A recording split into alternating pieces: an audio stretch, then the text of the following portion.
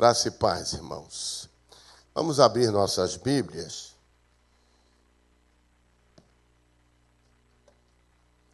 Vamos abri-las para que possamos acompanhar a leitura e estar prontos. Lá no livro de Gálatas, uma das epístolas do apóstolo Paulo, Gálatas capítulo 6, versículos de 11 a 18. Vamos estar com a palavra do Senhor aberta. Mesmo assentados como os irmãos estão, vamos acompanhar a leitura da palavra do Senhor. Hoje pela manhã eu passei algumas informações aos irmãos sobre o AME Brasil, sobre o DECOL, e vamos fazê-lo novamente no próximo domingo, para que possamos orientar a igreja sobre como nós vamos trabalhar. Gálatas capítulo 6, Paulo, o apóstolo, diz assim a partir do verso 18: Vede com que grandes letras vos escrevi de meu próprio punho.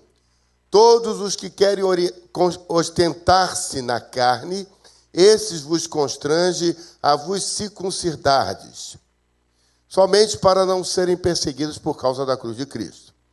Pois nem mesmo aqueles que se deixam circuncidar guardam a lei. Antes querem que vos circuncideis, para que se gloriem na vossa carne. Mas longe esteja de mim gloriar-me, senão na cruz de nosso Senhor Jesus Cristo, pelo qual o mundo está crucificado para mim e eu para o mundo. Pois nem a circuncisão é coisa alguma, nem a incircuncisão, mas o ser nova criatura. E a todos quantos andarem de conformidade com esta regra, paz e misericórdia sejam sobre eles e sobre o Israel de Deus. Quanto ao mais, ninguém me moleste, porque eu trago no meu corpo as marcas de Jesus. Que Deus abençoe a leitura de sua palavra em nossos corações, o povo de Deus diz. Vamos orar mais esta vez. Senhor, obrigado pela leitura desta porção tão rica da tua palavra. Aplica aos nossos corações. É a nossa oração em nome de Jesus. Amém e amém. Nesta manhã, meus amados, eu comentei com a igreja que o período de Páscoa, dos pães ázimos, na realidade, não vai começar no dia 18, como o nosso calendário assim o prescreve, mas se nós olharmos para o calendário bíblico, começará amanhã, na virada do dia de amanhã. De 14 para 15 será o dia de Páscoa, e de 15 para 16 começa o que nós chamamos de a festa dos pães ázimos, caminhando por uma semana.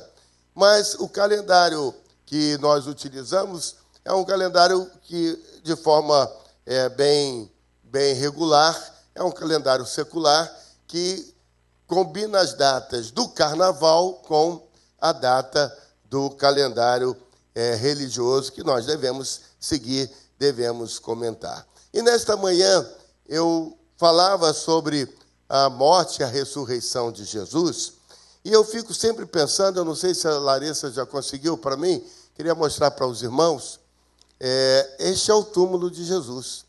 Que interessante que quando você for conosco a Jerusalém, neste ano, em novembro, você vai visitar conosco. Interessante, meus irmãos, que quando nós ali chegamos, é interessante porque ele é fora dos muros da cidade, é no Getsemane. E o Getsemane, essa é a parte externa, ele é bem próximo ao Gólgota, ao Morro da Caveira, porque, como os irmãos sabem, quando Jesus morreu, na parte da tarde, José de Arimateia foi lá e pediu o corpo de Jesus e foi e sepultou aí neste jardim. Ali os irmãos podem ver uma porta de entrada. Ela era pequena, porque eles estava sendo construído. Os irmãos veem uma janelinha ao lado, que era para ventilar, e a pedra a pedra que rolaram e fecharam a entrada do túmulo ficava um pouco mais à direita, ali onde os irmãos estão vendo. Mas é interessante, irmãos, quando nós olhamos para isso, que esse é um dos únicos lugares cuidados pelos evangélicos, pelos cristãos evangélicos e não pelos cristãos católicos. Porque todo o mover de lugares religiosos cuidados pela Igreja Católica é dentro da cidade murada. E este é fora da cidade murada, como deveria ser. é interessante que nós observamos aí, meus irmãos, alguns aspectos da religiosidade e alguns aspectos daquilo que nós devemos buscar como a verdade que o Senhor quer que nós pratiquemos. Obrigado, Larissa, por isso que eu estou buscando trazer com ilustração esses textos. Hoje pela manhã falávamos do Cordeiro, falávamos da cruz, e os irmãos identificaram que eu ia falar da Páscoa quando viram o coelhinho e os ovos, que não há nada tem a ver com Páscoa. Mas os irmãos identificaram porque é assim que o mundo quer que nós tenhamos a nossa mente já acostumada. Esta é a escola de pensamento. Mas nessa noite, irmãos, eu quero falar sobre a vitória que há na cruz. A vitória que há na cruz de Cristo. E Paulo está escrevendo aos Gálatas, ele está falando aqui de uma grande pressão que havia naquele período de Paulo, e principalmente na igreja de Gálatas, ou da Galácia. Quando Paulo, então, tem que argumentar, e ele é um bom apologeta, é um bom argumentador, e Paulo está argumentando sobre a questão da circuncisão ou não. Circuncisão ou não. E Paulo está dizendo que a circuncisão ou não nada mais é do que algo para se gloriar na carne. Na carne, porque aqueles que eram ligados à circuncisão, que buscavam que os novos cristãos passassem para o judaísmo, Paulo aqui está combatendo, dizendo não é bem assim. Não precisa mais, isso já é ultrapassado. E Paulo, então, fala da cruz de Cristo. E eu quero, nesta noite, então, comentar com os irmãos alguns aspectos, primeiramente sobre a cruz. Na realidade, quando a gente olha na Bíblia a palavra cruz, ela também pode ser identificada como estaca. Algumas Bíblias trazem como versão, ao invés de cruz, estaca. E eu queria ler para os irmãos o que significa isso. Por exemplo, cruz ou estaca era um instrumento bem conhecido e dos mais cruéis de punição naquela época. Ele foi copiado pelos gregos e pelos romanos, dos fenícios, dos povos fenícios. Na cruz eram cravados, até o tempo de Constantino o Grande, os criminosos mais terríveis, particularmente os escravos mais desprezíveis, os ladrões, autores e cúmplices de insurreições, e ocasionalmente nas províncias, não nas cidades grandes, nos lugarejos, por vontade arbitrária de seus governantes, também homens justos e piedosos, homens pacíficos, e até mesmo cidadãos romanos. Então a cruz era utilizada para isso. A crucificação de Cristo também foi numa cruz. E a cruz também, como a palavra estaca, ela era usada para cerca ou para fazer grade. E aí, quando eu estava lendo, estudando sobre isso, eu me lembrei da SEB. E se a cruz, se a palavra tem esse significado, a própria cruz de Cristo para nós já era a própria SEB que o Senhor estava construindo sobre a nossa vida. Vejam que coisas assim interessantes e importantes nós observarmos sobre isso. Então, Paulo está escrevendo uma carta, está discutindo a respeito da circuncisão ou não circuncisão, mas ele está falando da cruz. Não há evangelho sem cruz. Nenhum de nós podemos dizer que somos cristãos, aceitamos a Jesus, sem nós passarmos também pela nossa cruz. Jesus diz assim, que todo aquele que quiser segui-lo tem que tomar a sua. Não há, portanto, nenhum crente sincero que não carregue também a sua cruz, que busque estar em Cristo Jesus, vivendo essa vida, olhando para o Cristo crucificado, mas olhando além da cruz, olhando para o sepulcro vazio, que nos traz a redenção, que nos garante a salvação e que nos aponta para uma nova vida com o Senhor. Portanto, meus irmãos, nesta manhã, nesta noite, falando sobre a cruz, eu quero falar sobre a vitória que há na cruz. E quando eu leio esse texto, eu percebo que essa vitória na cruz, assim como Paulo está escrevendo aqui, revela quem nós somos. Revela quem eu sou. Diga para o irmão que está ao seu lado, a vitória na cruz revela quem nós somos.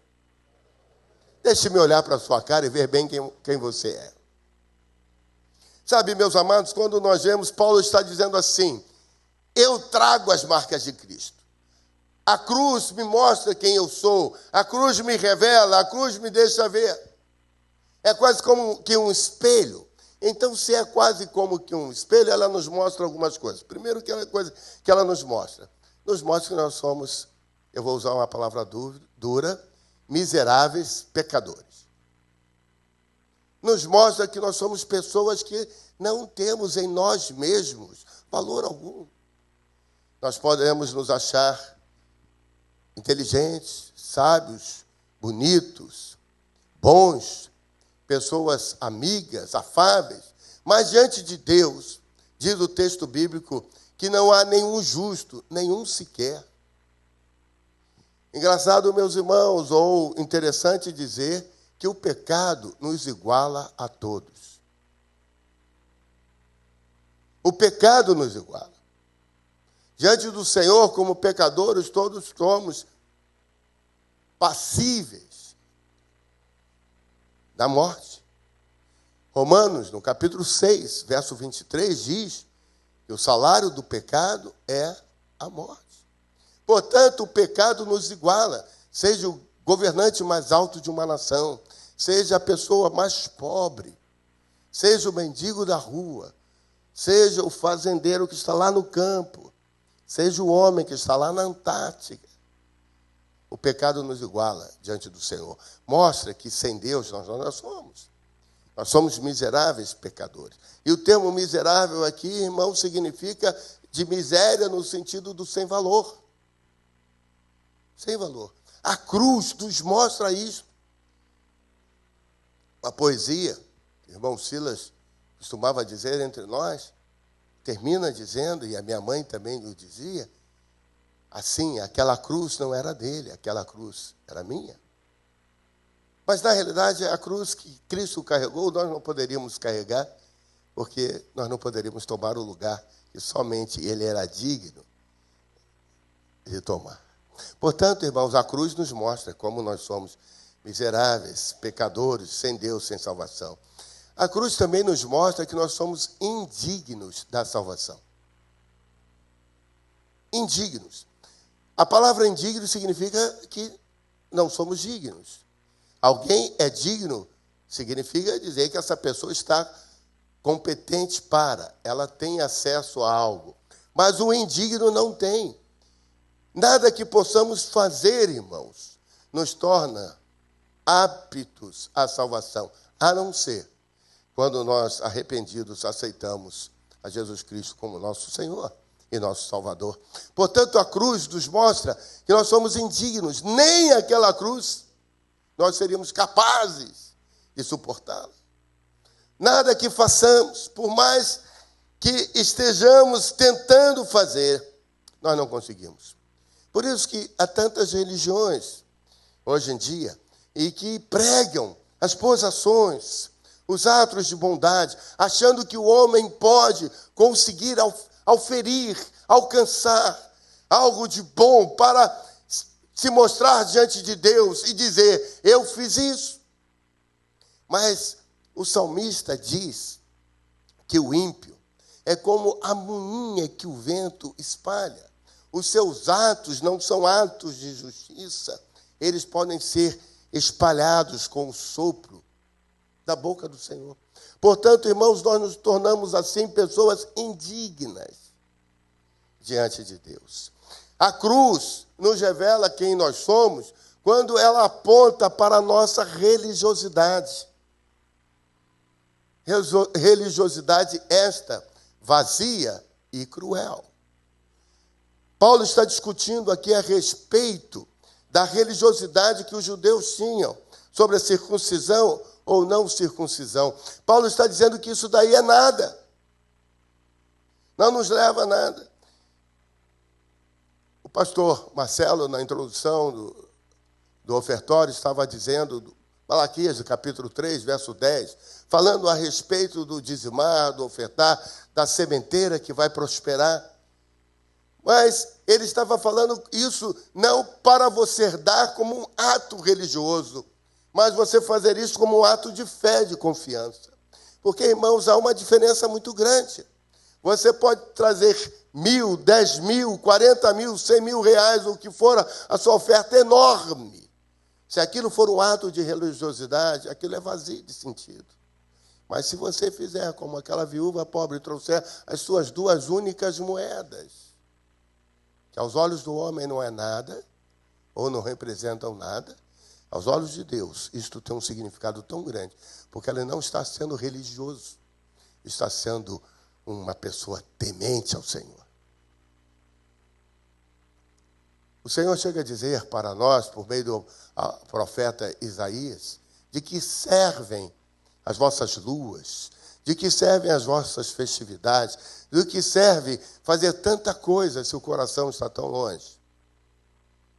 Está tão longe. Irmãos, a cruz de Cristo começa a nos mostrar esta realidade, quem nós somos.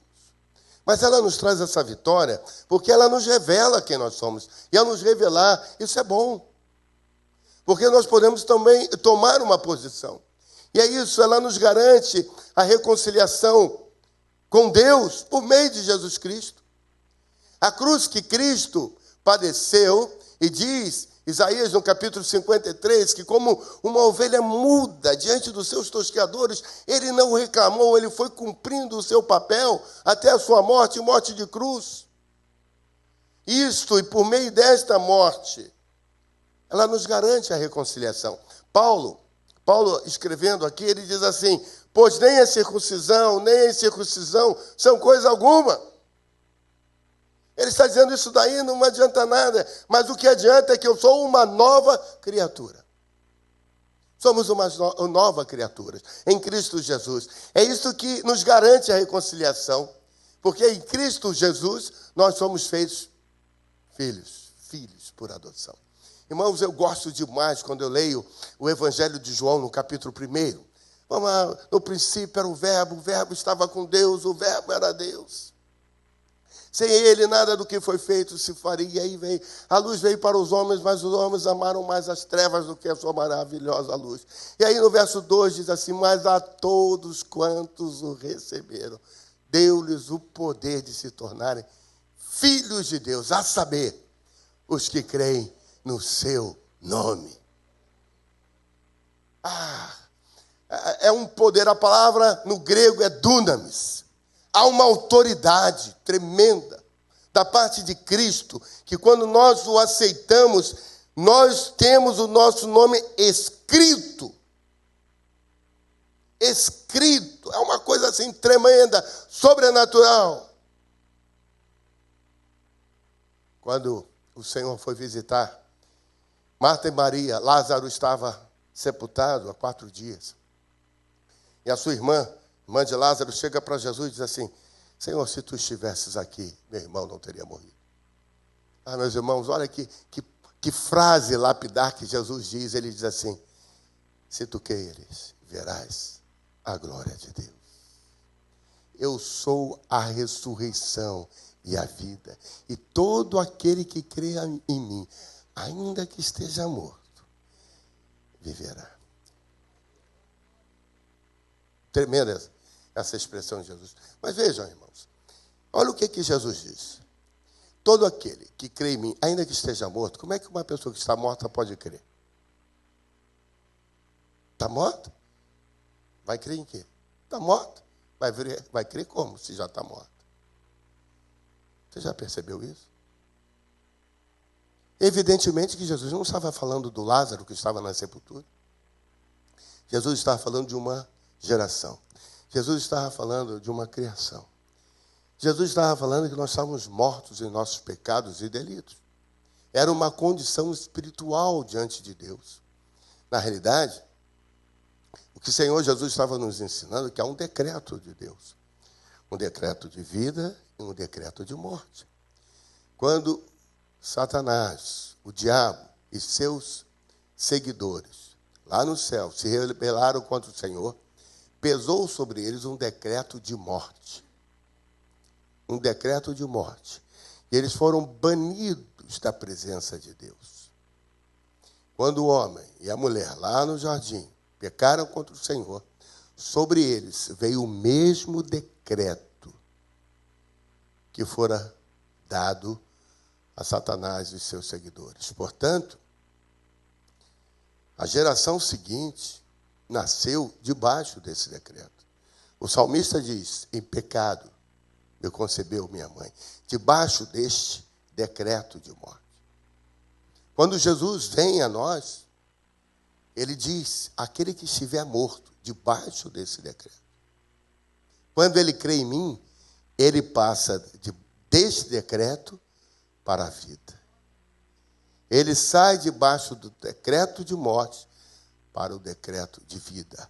Ainda que esteja morto, viverá. Se torna uma nova criatura. A expressão de 2 Coríntios, capítulo 5, verso 17, que aquele que está em Cristo na realidade, a melhor tradução seria: aquele que está em Cristo é nova criação. Nova criação. Porque nós somos criados, segundo Efésios capítulo 2, versos 8, 9 e 10, somos criados em Cristo para as boas obras, nas quais devemos andar. Portanto, meus irmãos, esta cruz nos traz a reconciliação com Deus. Agora, nós somos novas criaturas e somos filhos de Deus, por meio de Cristo Jesus. Não poderia deixar de haver a cruz de Cristo. Não poderia deixar de haver aquela morte vicária substitutiva, para que nós possamos, então, hoje, ter a vida. E como João, capítulo 10, verso 10 diz, a vida eterna, a vida em abundância, a vida com a mesma qualidade que Jesus Cristo tem. E isto, meus irmãos, não há mérito nenhum em nós. Todo o mérito foi conquistado por Cristo na cruz do Calvário. E a Bíblia nos diz que não havia nele pecado, não havia nele dolo algum. Por isso que o sacrifício de Jesus foi aceito por nós. Foi aceito pelo Senhor. E então, por causa disso, nós podemos nos reconciliar. Podemos ter paz com Deus. E estarmos em paz. Estarmos na presença do Senhor. É isso que Jesus nos ensina quando ele diz em João capítulo 14. Não se turbe o vosso coração, nem se atemorize. Credes em Deus, crede também em mim. E ele diz assim: deixo-vos a paz, no verso de número 27. Deixo-vos a paz, a minha paz vou lá dou. Que paz era essa, irmãos? Daí a instante, Jesus iria lá para o Monte das Oliveiras, e iria chorar, iria suar, o seu suor estaria se transformando em sangue. Jesus estava em tremenda agonia. E nós pensamos, irmãos, que paz é falta de problema. Interessante que após o período de louvor, desse louvor arrebatador, após esse período de louvor, o pastor Marcelo pergunta assim: quem foi curado? Aí algumas pessoas levantaram a mão e tal. Ora, quando nós estamos nos sentindo enfermos, assim, nós estamos sem paz. Conversava há pouco com uma irmã, elogiava a bolsa dela, disse: bolsa, irmã, que bolsa bonita. Ela disse: nessa bolsa aqui, o que tem bolsa de mulher, irmão? Me ajude a enumerar aqui. Tudo.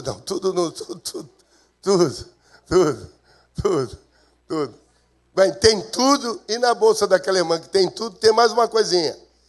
Um remédio para a coluna. Irmão, se uma pessoa sai de casa com um remédio para a coluna, é que a coluna incomoda muito. Essa coluna me tira a paz. Portanto, irmãos, não é essa questão de paz que nós estamos falando.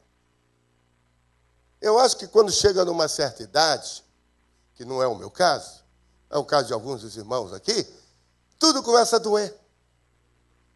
Aí eu estava conversando com uma senhora outro dia, ela disse, pois é, eu agora estou sentindo umas dores assim. Aí eu perguntei, quantos meses tem a sua netinha? Tem tantos meses. Ela sente isso? Claro que não, pastor, era novinha. Eu falei, pois é, irmã. Esse nova criatura que o Senhor está falando, não é que você vai voltar. Né? Jesus já tinha falado isso lá para o homem que foi procurar ele à noite. Né? Não é que você tem que entrar no ventre da sua mãe novamente, seu camarada. Preste atenção. É nascer do Espírito. Irmãos, Jesus não está falando dessa paz que significa ausência de problema. Nós amanhã temos que pagar a conta. Nosso filho traz problema para a gente. Nosso pai e a nossa mãe também têm problemas. Às vezes uma irmã está aqui com o marido, está na casa da outra.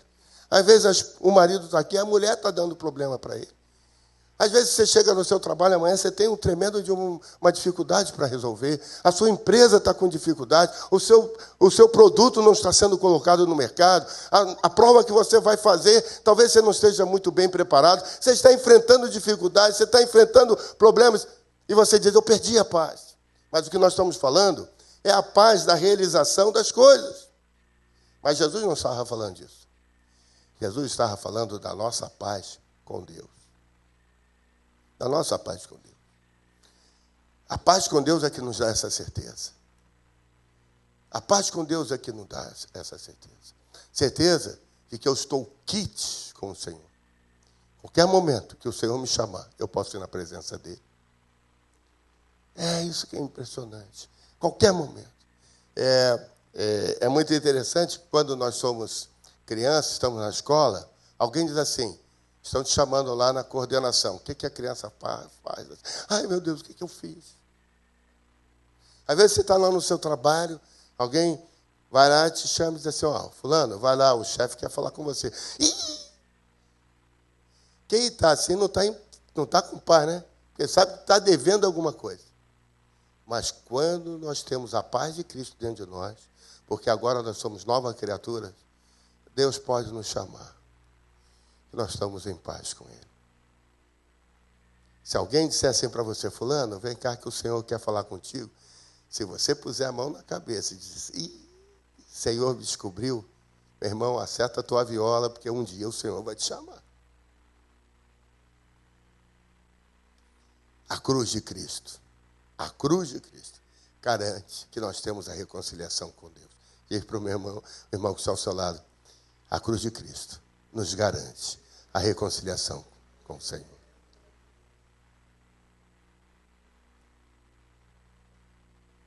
Meus irmãos, a cruz também nos garante que nós somos inconfundíveis. Inconfundíveis para o Senhor, por meio das marcas de Cristo em nossa vida. É interessante, meus amados, que o salmista, ele não sabia bem disso. Aliás, o próprio apóstolo Paulo fala isso em 1 Coríntios 13, que ele diz assim, agora nós vemos como que um espelho. Um espelho da época de Paulo não era esse espelho cristal que nós temos hoje, com um reflexo tão bonito, tão bom, mas era aquele espelho meio turvo. Assim era a profecia do passado, ela via meio enevoado, distante. O salmista diz assim, no Salmo 127 e depois no Salmo 128. Ele falando sobre a casa bem-aventurada, bem-aventurado o varão. Ele vai falando sobre a casa, se o Senhor não guardar a cidade. Aí, num determinado momento, ele diz assim, feliz o homem que enche deles a sua aljava. Falando dos filhos. E ele diz, estes não serão confundidos quando falarem com os seus inimigos à porta. O salmista não sabia por que estava falando isso, e quando nós lemos o Salmo, nós nem entendemos por que ele está falando isso. Mas está dizendo o seguinte, o inimigo é aquele que vem roubar a vida. É o anjo da morte. Este que está debaixo desta família bem-aventurada, ele não vai ser confundido, porque nele há um selo, há uma marca. João, no capítulo 3, o verso 16 fala que Deus amou o mundo de tal maneira, que deu o seu Filho. Mas você vai continuar a ler, quando chega no verso 19, diz assim, estes não serão confundidos, porque estão com Cristo. Então, meus irmãos, Nós não seremos pessoas inconfundíveis, ou pessoas que não serão entendidas, vistas pelo Senhor. O Senhor sabe quem nós somos. Ele nos conhece pelo nome. Ele ouve a nossa oração. Ele nos atende por causa de Cristo. Porque Cristo é o nosso Senhor, o nosso Salvador. E quando nós o aceitamos, Ele transformou a nossa vida. E isso tem que ser algo que nós vivamos. Paulo, quando cita isso no texto que nós lemos aqui, ele fala, eu tenho as marcas de Cristo. Novamente, nós temos que entender que essas marcas de Cristo, elas só são visíveis, perceptíveis após a cruz.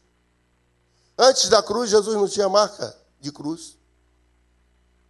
Podia ter a marca de um homem de dores, do sofrimento da vida, mas ele só passou a ter as marcas da cruz após a crucificação e a ressurreição. Então, quando ele chega para os seus discípulos, para os seus apóstolos, diz, olhem as minhas marcas.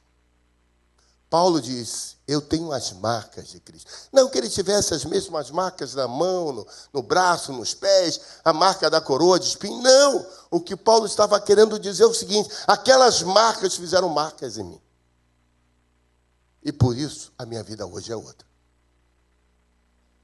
Ou seja, irmãos, as marcas de Cristo têm que ser visíveis na nossa vida também.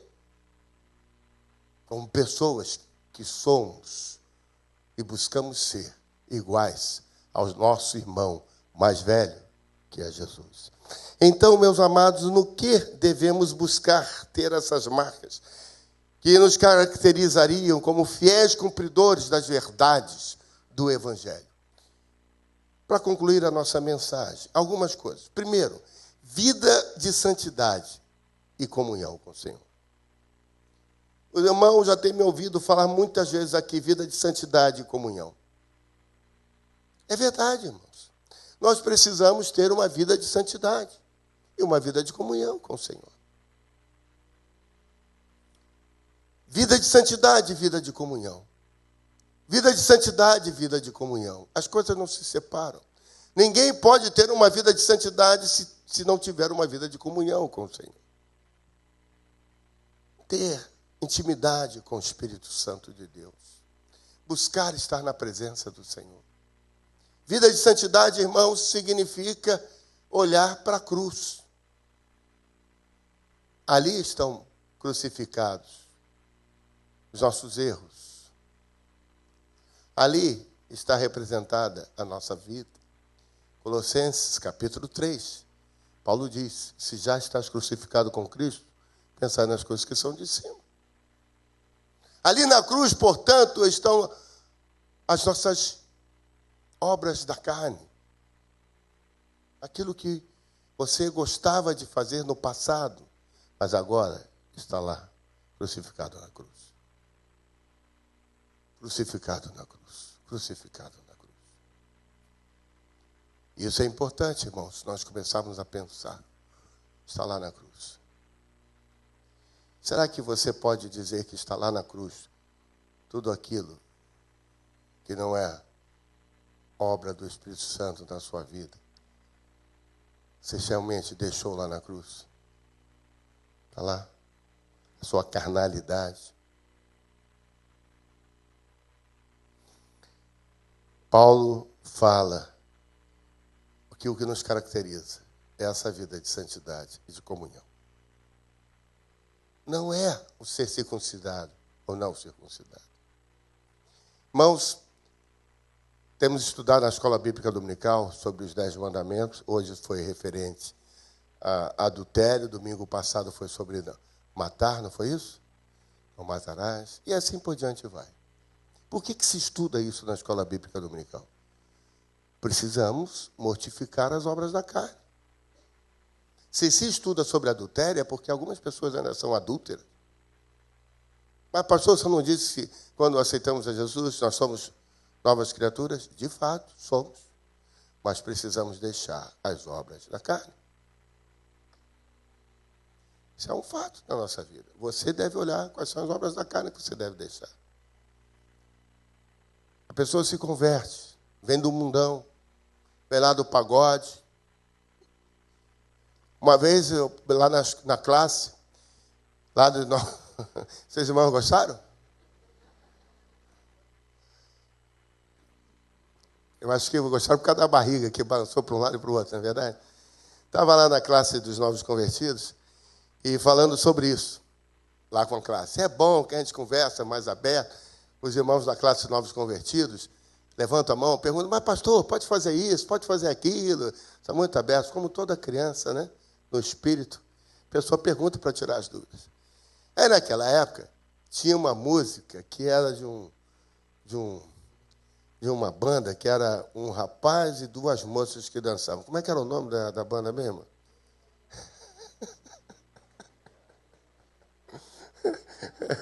Ninguém quer mais nessa, né, irmão? Tudo bem. Você que assiste pela internet, me manda o nome por e-mail. Mas tinha uma música que era Na Boca da Garrafa. Você se lembra dessa música?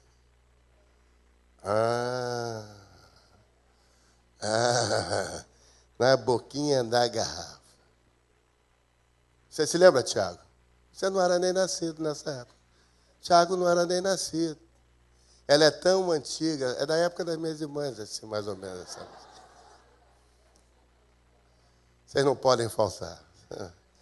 E aí, nós estávamos falando sobre isso, porque tinha um detalhe nessa música.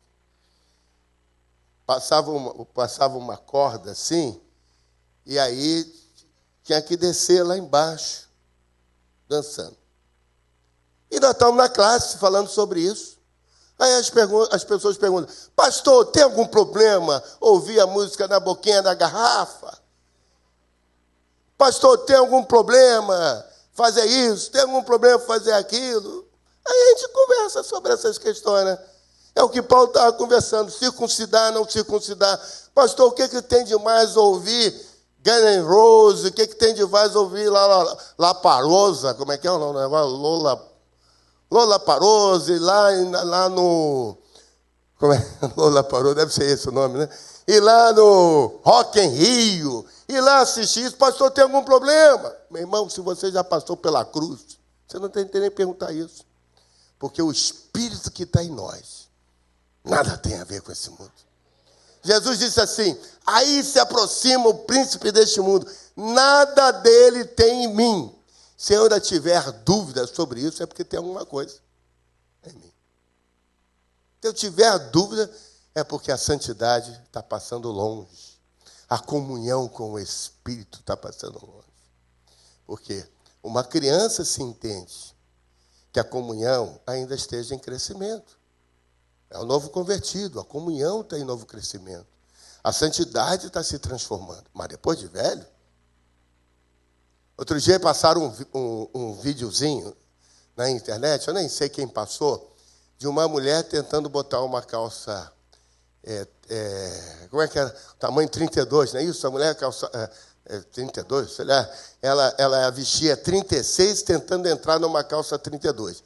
Aliás, eu sempre procurei entender como é que as mulheres conseguem entrar naquelas calças. Eu achei uma solução. Eu achei que é o seguinte, ela fica parada, vem a costureira e costura a calça nela. E depois, para ela tirar, ela vem com a tesoura e corta, porque não tem jeito de entrar. Aí o videozinho mostrava, você viu aquele negócio? Da moça entrando, ela se suicidou no final, porque não conseguiu entrar na calça. Irmãos, é assim, nós estamos falando de santidade de vida.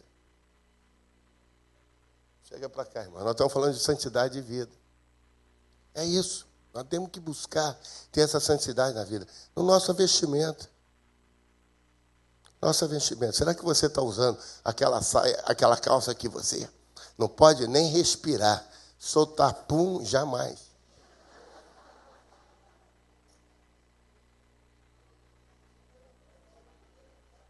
Edita isso na internet, por favor. Quer dizer, a cruz de Cristo nos mostra isso, irmãos. Nos mostra isso. Nós temos que buscar santidade de vida, temos que buscar comunhão com o Senhor. Temos que buscar estar na presença dEle. Essas coisas têm que passar batido. Nós temos que começar a entender que tudo que nós fazemos tem que ser uma vida de santidade e uma vida de comunhão. Fugir da aparência do mal. É interessante que esse texto bíblico, ele diz assim, temos que fugir da aparência do mal. Ele não diz nem que a gente tem que fugir do mal. Porque quem foge da aparência não precisa fugir do mal, entende? Fugir da aparência. Isso aqui é uma aparência do mal? Foge dele. Foge dele. Foge dele. Foge dele. Então, hoje, pela manhã, na Escola Bíblica Dominical, num dos itens da revista, se dizia como é que se poderia evitar o adultério. Como é que vai se evitar o adultério? Aí havia umas regrinhas, umas sugestões lá na revista. Uma delas é fugir da aparência. Fugir da aparência. Certa vez, uma moça foi lá no gabinete. Naquela época, se tem muito tempo, eu era cara bonitão, saradão, magrinho. A moça sentou lá na frente de mim no gabinete e disse assim, pastor, olá, eu vim sentar, vim conversar com o senhor. Eu falei, pô, não, irmã, o que o senhor quer? Não é nada não, só vim lhe ver. Eu falei, já me viu? Pode ir embora, irmã. Um abraço. Foge, irmão, da aparência. Foge da aparência. Presta atenção na sua vida. Está passando por aperto, vê lá onde foi que você caiu, não é isso? Que volta ao teu primeiro. Vê lá onde você caiu. Onde você deu brecha. Pais que falam assim, pastor, eu não sei o que está acontecendo com meu filho, com a minha filha. Vai lá, volta lá atrás, vê onde você deu brecha. Foge da aparência do mal. Cutuca o teu irmão aí, olha com cara feia para ele dizer assim, meu irmão, foge da aparência do mal. Fala que nem profeta aí. Vira assim para ele, meu servo, eis que te digo. Foge da aparência do mal. Meu irmão, eu vou dizer para você uma coisa. Você pode estar achando que está brincando, mas tem gente que está tremendo aí. Porque estava ali na linhazinha. E hoje ele saiu de casa e orou e disse assim, Deus, fala comigo esta noite, eu estou no limiar. Aí você chega aqui e diz para ele, irmão, foge da aparência do mal. Ele disse, era a palavra que eu precisava ouvir. Amém, irmão? Você não sabe, às vezes, é tão interessante isso, irmãos.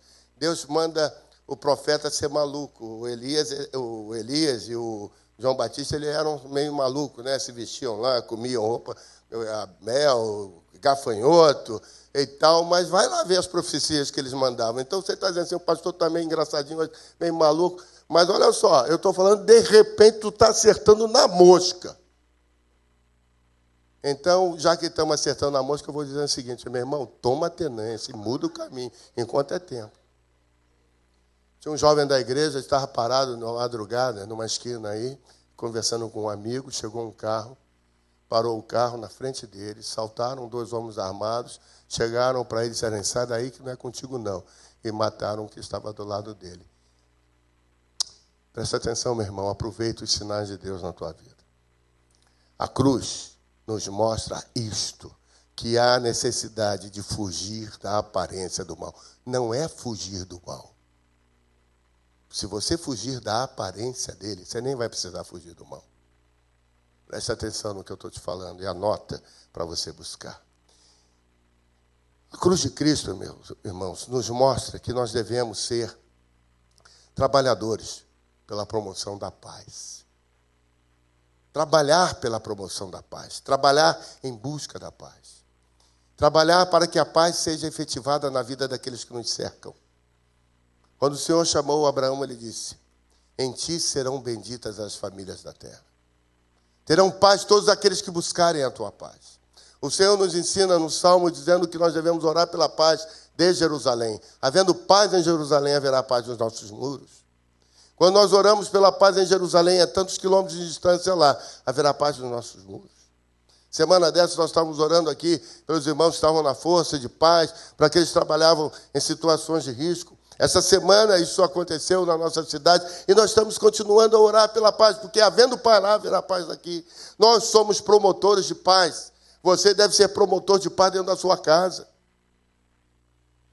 Você não deve ser aquele espírito de porco dentro da sua casa. Você deve ser a pessoa que promove paz. É isso que a cruz de Cristo nos informa. Irmãos, não pode ter cristão verdadeiro se não passar pela cruz. Antes da ressurreição vem a cruz. É importante, portanto, que você esteja mortificado e seja um promotor de paz. por onde você anda, na sua escola, no seu trabalho, na sua vizinhança, dentro da sua casa, por onde você anda, você é promotor de paz. Quando você chega, a paz se estabelece. É ou não é, irmão? Deve ser assim. Deve ser assim, deve ser buscado isso. Ser participante da propagação do Evangelho da paz. O Evangelho que nós pregamos, irmãos, não é um Evangelho de guerra santa, de jihad. Não, é um Evangelho promotor da paz. O Evangelho que nós pregamos, irmãos, é o Evangelho que prega a reconciliação do homem para com Deus, por meio de Jesus Cristo. E quando isso acontece, a vida é cambiada, a vida é mudada. E nós começamos a caminhar uma nova realidade. Sermos participantes da propagação do Evangelho da paz. Este é o Evangelho que nós pregamos. Essas boas novas de paz. Quando a miríade de anjos apareceu para os pastores que estavam no campo, ele diz assim: eis que vos trago novas de grande alegria. É que hoje na cidade de Davi vos nasceu o Salvador, que é Cristo, o Senhor. E isto vos será por sinal: achareis um menino envolto. E eles foram cantando e louvando a Deus. Este é o Evangelho de paz. O mundo precisa conhecer isso. O mundo precisa dessa paz. E sabe quem vai pregar? Não sou eu apenas. Sou eu com você. Nós é que somos propagadores dessa paz. Por onde andamos, por onde caminhamos, na nossa existência, na nossa vida. Sim, será assim. Há um cântico que nós cantávamos no passado, nós não precisamos cantá-lo agora, que dizia assim: a começar em mim. A começar em mim. Era a partir de mim para com o outro. Por isso que Paulo termina essa pregação de Gálatas no capítulo 18. Ele diz assim: se você olhar para mim, você vai observar, vai ver que eu tenho em mim as marcas de Cristo. As marcas do servo sofredor. As marcas da cruz. As marcas da ressurreição. Eu tenho em mim as marcas de Cristo. Se Paulo podia falar isto, e ele passou pela mesma experiência que nós passamos de conversão, nós também podemos e devemos dizer: eu tenho as marcas de Cristo em mim. E nessa noite, meu irmão, minha irmã, nós saímos daqui com este desejo tremendo de viver uma vida que apresente como credencial a marca de Cristo na nossa existência, em tudo que nós fizemos. Que Deus nos abençoe. Vamos orar? Feche os seus olhos.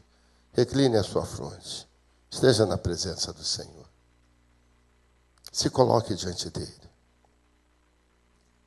Diga para ele como é importante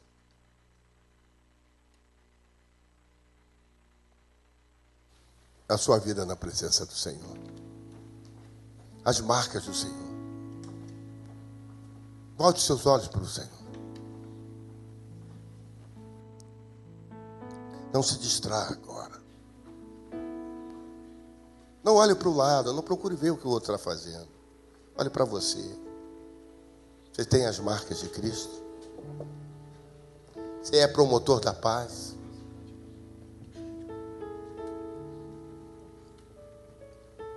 Você já encontrou essa paz? Deixo-vos a paz, a minha paz vos dou. Você já encontrou essa paz? Está em paz com o Senhor? Você tem buscado a santidade, a comunhão, ou o amor deste mundo, a atração pelas coisas do mundo, tem sido mais forte. Nesse momento de silêncio do coração, para que Deus fale, permita que Ele toque com profundidade. Permita que Ele toque no mais íntimo do teu ser.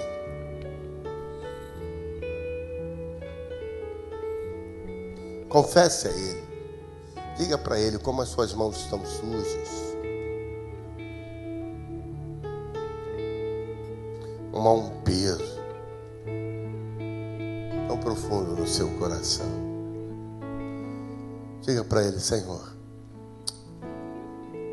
eu quero viver uma vida que te glorifique. Por onde eu andar, como eu caminhar. Eu reconheço que sem ti eu nada posso. Eu reconheço que sem ti eu nada sou. Senhor, eu abro meu coração e te recebo como meu Senhor e como meu Salvador. Senhor, tenho andado contigo há tantos anos, mas eu tenho medo de ser chamado à tua presença, porque há muitas coisas da minha vida que não estão conforme o teu querer. Tenho entristecido o teu Espírito Santo. Me ajuda, Senhor, a caminhar em novidade de vida. Me ajuda, Senhor, a caminhar em novidade de vida. Me ajuda, Senhor. Nenhum só plano teu, Senhor, fique de pé, meu irmão, deixará de se cumprir o que tua palavra diz a respeito de mim. Jamais irá cair. Toda a criação espera ver tua glória em nós brilhar. Nisto eu empenho a minha vida. Nenhuma pedra vai clamar em meu lugar. Eu tenho a marca de Cristo em mim. Em meu coração está escrito seu nome. Seguir os seus passos é o desejo meu, e corresponder ao chamado de Deus. Eu tenho a marca de Cristo em mim. Prossigo vencendo como Ele venceu. Persigo o destino escrito pra mim, de herdar o seu reino, andando em vitória e correspondendo ao chamado de Deus. Toda a criação espera ver tua glória em nós brilhar. Nisso eu empenho a minha vida. Nenhuma pedra vai clamar em meu lugar. Eu tenho a marca de Cristo em mim. Em meu coração está escrito seu nome. Seguir os seus passos é o desejo meu, e corresponder ao chamado de Deus. Eu tenho a marca de Cristo em mim. Prossigo vencendo como Ele venceu. Prossigo o destino escrito pra mim, de herdar o seu reino, andando em vitória e correspondendo ao chamado de Deus. Aleluia. Levante as suas mãos para os céus.